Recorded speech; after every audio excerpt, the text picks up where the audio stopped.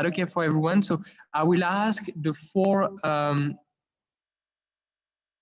I will ask the five speakers to unmute and start to participate and to interact. And do not hesitate to ask questions in Slack or raise or your raise your hand hand in in Zoom, Zoom so that we can keep all of the information in the same place.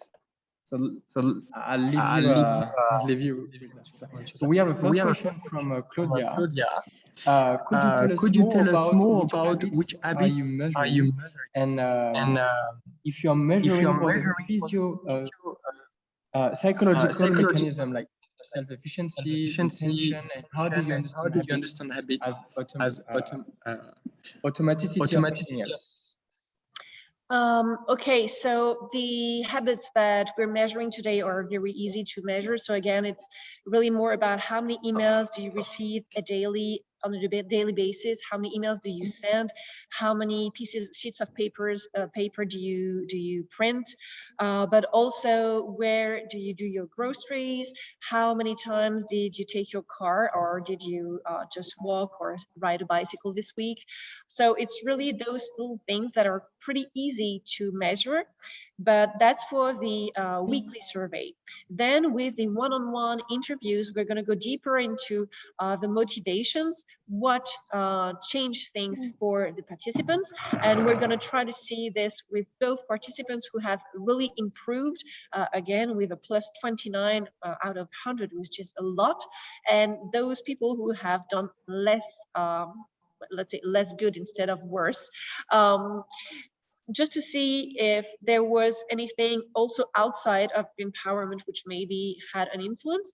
And we also have a few questions about how many new pieces of clothing did you buy this week? So of course, if you take a survey on a week where you buy 10 pieces of clothing, your results will be less interesting than the previous week. So we will have to really check those things deeper. Do we have other? Do we have other questions? Really encourage every one of you to speak and to interact with all of the presentations we had this afternoon. And we already have some questions for Laurent in the Slack, but if you have other questions for the other speakers, really do not hesitate to unmute, raise your hand and ask questions.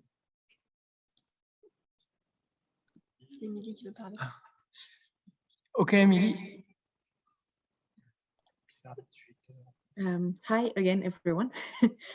No, I just wanted to comment because what you described as the needs and what is progress reminded me of an author that I've just read who works on energy, but who has quite a funny approach to define what are needs and how they evolve over time. So she especially focuses on energy.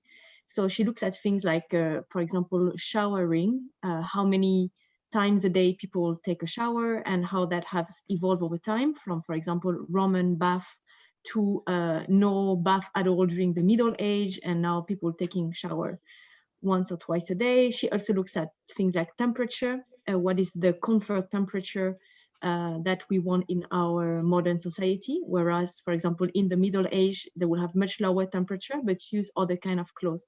So I just wanted to share her approach because it's interesting that as she's taking an historical approach, she managed to challenge our current vision of what are our needs, and so to challenge also what progress is. So I just wanted to share that, and because I have discovered her work recently, and thanks also for sharing your references, which I didn't know. So just wanted to share works from others.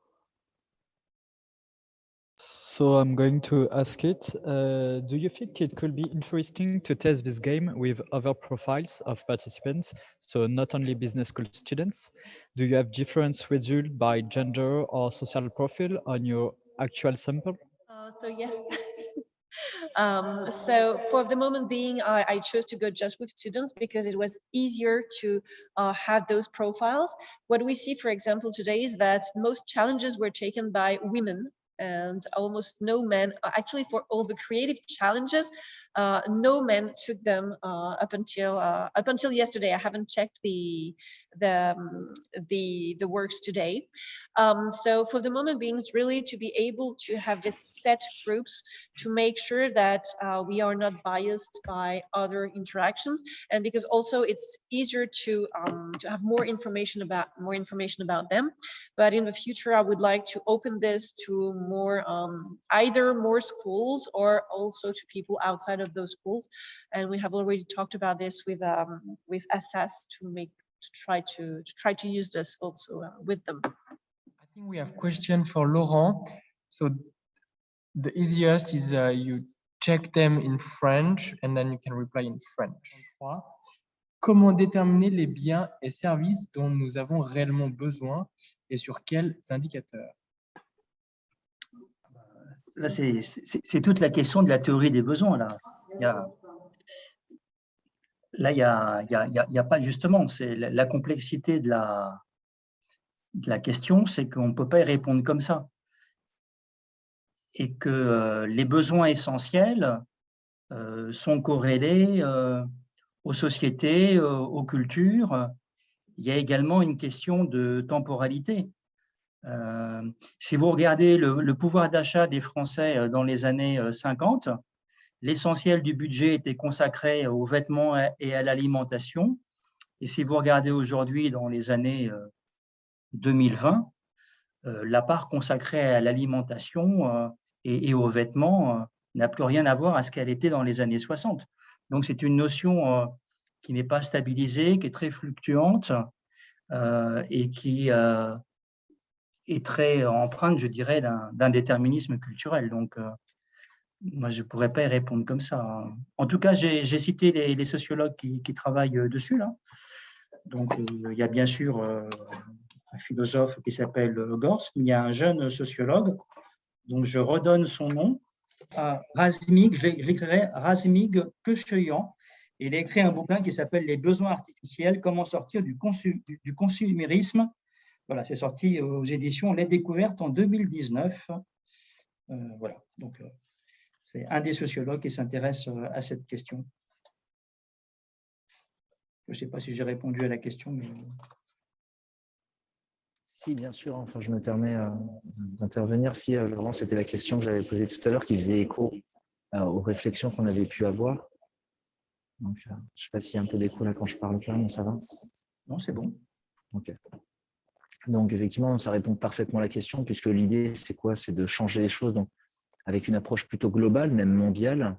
Et la difficulté, effectivement, qui se présente, c'est de se dire que d'une société à l'autre, d'une temporalité à l'autre, les besoins sont différents, les définitions sont différentes, les moyens sont différents. Donc, comment concilier cette nécessité globale et mondiale quand par nature, les besoins et les moyens sont différents? Oui, c'est pour ça qu'il y a des visions assez radicales, et j'en parlais ce matin, comme celle de Hans Jonas, qui dit finalement, pour que tout le monde se mette un peu au garde à vous et réagisse par rapport à la crise écologique, c'est la peur. C'est ce qu'on avait dans les premiers moments de la crise pandémique l'an passé. Rappelez-vous, au mois de mars, tout le monde écrivait et tout le monde était persuadé que c'était une nouvelle ère qui s'ouvrait et tout le monde était en train de réfléchir à des nouvelles dispositions de vie. On applaudissait les infirmières, on pensait à une nouvelle façon de vivre et regardez un an après ce qu'il en est. On a complètement changé d'état d'esprit par rapport à un certain nombre de résolutions qu'on avait imaginées en mars 2020. Parce que la peur n'est plus la même. Je ne dirais pas qu'elle a changé de camp, mais la peur, elle s'est… peut-être qu'on l'a apprivoisée ou peut-être… en tout cas, il y a un dispositif psychologique qui fait qu'on n'est plus dans la même disposition d'esprit qu'en mars 2020, un an après. Pas vraiment d'explication, mais effectivement, c'est des notions très fluctuantes, très mouvantes. Et bien sûr que ce serait facile de dire qu'on trouve un consensus sur, voilà, les besoins essentiels sont ça, sont cela, on les corrèle par rapport à l'état des stocks des ressources de la Terre et on essaye de bien gérer tout ça. Malheureusement, il n'y a pas un gouvernement des ressources de la Terre. Il n'y a pas non plus un consensus sur qu'est-ce que c'est qu'un besoin essentiel et qu'un besoin moins essentiel. Et finalement, c'est quand on est acculé par rapport à la peur, par rapport à l'échéance d'une catastrophe imminente, que là alors, comme l'an passé, en mars, il y a une espèce de consensus. Tous ensemble, on réagit de façon unie. Mais voilà, il faudrait fouiller dans les ressorts de la psychologie et de la nature humaine qui sont a priori assez insondables. En tout cas, plein de mystères.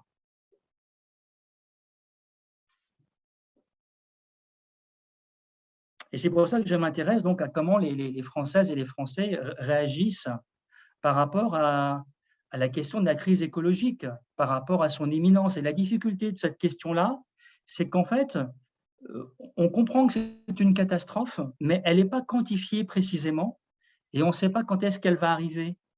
Donc finalement, quelque part, elle ne nous concerne pas.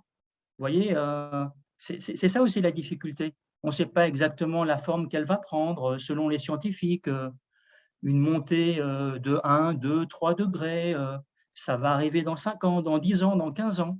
Et finalement, comme tout ça est un peu flou, eh bien, ce sont finalement pas des prétextes, mais des éléments qui font qu'on ne se sent pas complètement concerné, en tout cas, pas suffisamment. Peut-être, c'est comme ça que c'est comme ça que je vois les choses, en tout cas. C'est que c'est un objet pas stabilisé, la crise écologique. Et parce qu'il n'est pas stabilisé, il a du mal à entraîner tout le monde avec lui.